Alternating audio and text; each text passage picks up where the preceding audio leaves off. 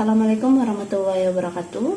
Selamat datang dan selamat bergabung kembali dengan saya Gilang Susalid, dosen STIKS Tamalan Raya Makassar dalam mata kuliah pekerjaan sosial di rumah sakit.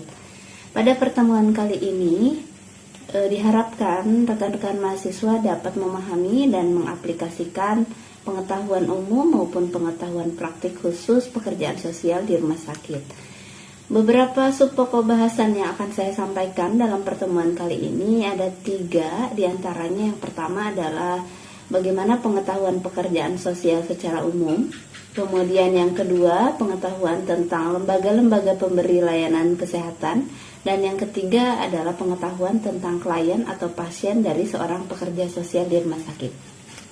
Baik, untuk yang pertama, sebelum kita masuk ke dalam subpokok bahasan yang tadi saya sampaikan, terlebih dahulu kita akan membahas tentang apa itu pengetahuan.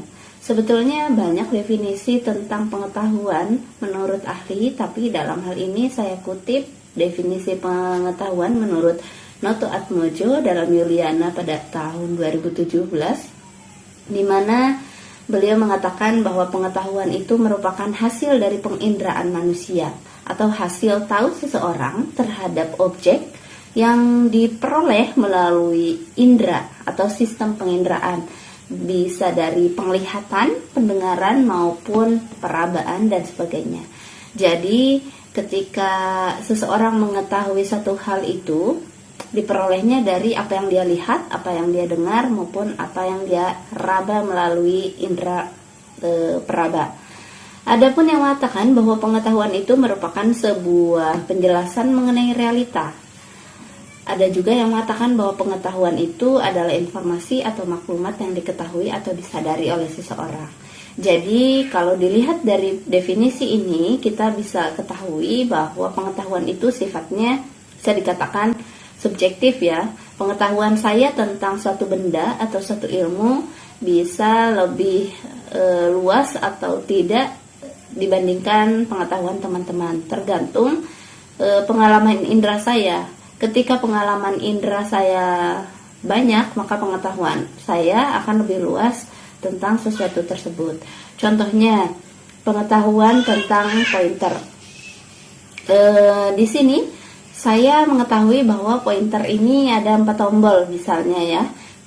Kenapa saya bisa mengatakan seperti itu? Karena saya melihat di sini ada pointer 4 tombol. Tapi ketika saya tanyakan kepada Anda apa yang dimaksud dengan pointer, kalau Anda belum pernah melihat pointer, otomatis Anda akan mengatakan tidak tahu. Nah, pengetahuan Anda tentang pointer itu belum ada karena belum ada proses penginderaan melihat Anda terhadap pointer ini. Jadi kurang lebih seperti itu. Pada intinya pengetahuan itu bisa berkembang dan bisa dipengaruhi oleh pengalaman penginderaan kita sebagai manusia. Baik, kita lanjut. Tadi menurut subpokok bahasan ada 3 pengetahuan, teman-teman. Yang pertama adalah pengetahuan pekerjaan sosial umum dan praktik khusus, di mana pengetahuan ini sebetulnya harus dimiliki oleh pekerja sosial. Kalau teman-teman masih ingat, ada 3 kerangka dalam praktik pekerjaan sosial. Yang pertama kerangka pengetahuan, kemudian kerangka nilai, dan kerangka keterampilan. Itu merupakan ciri dari pekerja sosial yang akan pada akhirnya akan menunjukkan seberapa kompeten seorang pekerja sosial dalam melaksanakan tugasnya. Di sini ada pengetahuan umum dan ada pengetahuan praktik khusus.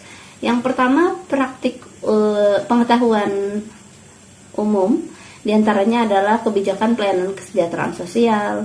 Kemudian ada pengetahuan tentang HBSE, di mana seorang pekerja sosial wajib mengetahui interaksi antara manusia dengan lingkungannya. Kemudian ada juga pengetahuan tentang metode-metode dan teknik pekerjaan sosial. Itu sebetulnya tidak hanya pekerja sosial rumah sakit yang harus menguasai pengetahuan ini, tapi seluruh pekerja sosial yang bekerja di setting manapun harus mengetahui atau harus menguasai pengetahuan umum ini. Nah, sedangkan praktik khusus yang di sampingnya ini adalah pengetahuan yang mencirikan di mana teman-teman atau rekan-rekan nanti bekerja atau settingnya itu di mana. Apakah di rumah sakit, apakah di sekolah, di industri, atau di panti dan sebagainya. Ini merupakan praktik pengetahuan tentang penyakit, misalnya dampak sosial dan psikologis penyakit terhadap pasien, keluarga, dan interrelasi dalam keluarga, serta sebab akibatnya.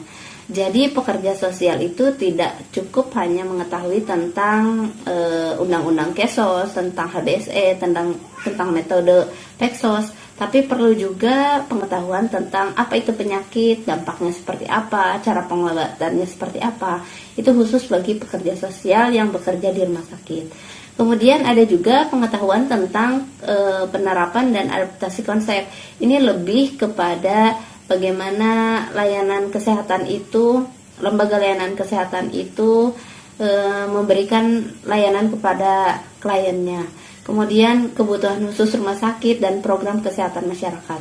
Apa saja program-program kesehatan masyarakat yang bisa diakses klien? Ini wajib diketahui seorang pekerja sosial di rumah sakit. Kemudian yang kedua, ada pengetahuan tentang lembaga-lembaga pemberi layanan kesehatan. Kalau yang tadi praktik khususnya itu adalah mengetahui layanan-layanan kesehatan, kalau ini lebih mengetahui tentang lembaganya atau rumah sakitnya, boleh juga puskesmasnya, tergantung pekerja sosial itu di mana ditempatkan.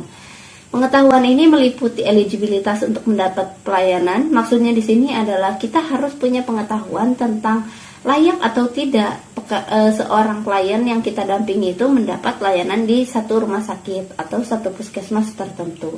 Kalau misalnya kliennya sakit gagal ginjal, kemudian masuk di rumah sakit umum daerah yang tidak ada layanan atau fasilitas bagi para penderita sakit gagal ginjal, maka bisa dikatakan klien kita tidak eligible. Solusinya adalah kita mencari pelayanan alternatif.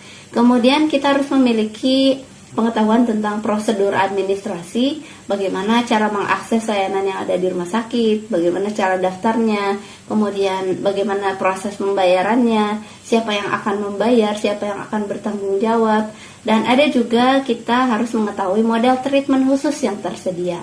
Nih, misalnya ada sama-sama rumah sakit untuk paru misalnya, tapi dua rumah sakit itu mempunyai metode yang berbeda dalam menangani masalah penyakit paru ini. Nah, ini yang cocok dengan klien teman-teman itu yang mana?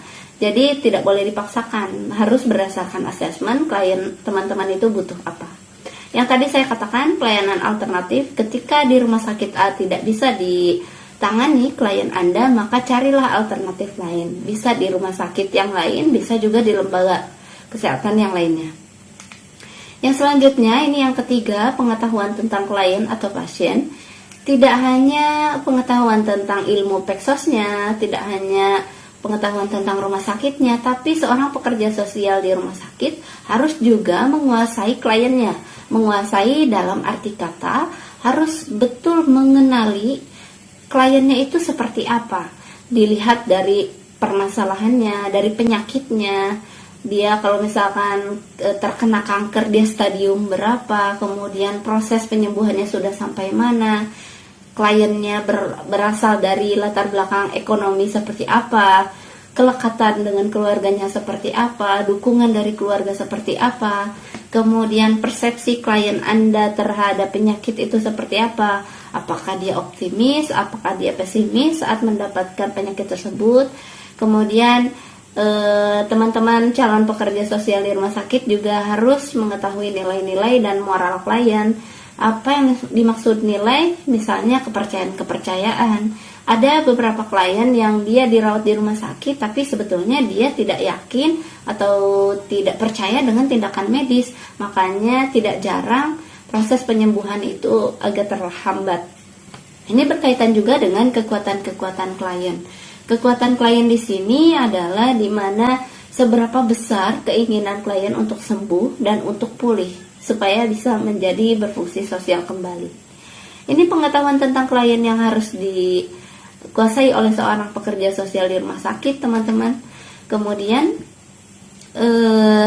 kesimpulan yang dapat kita tarik dari materi ini ada 3. Yang pertama adalah seorang pekerja sosial di rumah sakit atau biasa dikenal dengan pekerja sosial medis itu harus memiliki pengetahuan yang luas tentunya tentang profesinya, tentang permasalahan dan kebutuhan klien, serta lembaga di mana tempat ia bekerja. Kadang ada pekerja sosial ditempatkan di rumah sakit, ada di puskesmas, atau di layanan-layanan kesehatan masyarakat lainnya. Kemudian, pengetahuan itu dapat menuntun dan membantu praktik pekerja sosial di rumah sakit atau pekerja sosial medis agar lebih mudah, terarah, dan tetap profesional. Tentunya kita tidak akan buta langkah ya ketika kita memiliki pengetahuan tadi, 3 pengetahuan Peksos umum, pengetahuan praktik khusus, kemudian pengetahuan tentang lembaga layanan kesehatan, dan pengetahuan tentang klien atau pasien itu sendiri. Dan yang terakhir, pengetahuan itu telah dimiliki bersifat dinamis. Jadi ketika saat ini teman-teman hanya memiliki pengetahuan tentang misalkan penyakit gagal ginjal tadi, ketika teman-teman mendapat klien lain yang memiliki riwayat penyakit berbeda, maka teman-teman akan bertambah ilmunya, bertambah pengetahuannya. Itu yang dinamakan dinamis. Seiring dengan pengalaman praktik yang dimiliki seorang pekerja sosial rumah sakit, maka di situ pula pengetahuannya akan terus bertambah. Begitu kurang lebih materi yang bisa saya sampaikan pada kesempatan ini. Mudah-mudahan bisa dapat diterima dan diserap dengan baik. Sampai jumpa di lain kesempatan. Terima kasih atas atensinya. Assalamualaikum warahmatullahi wabarakatuh.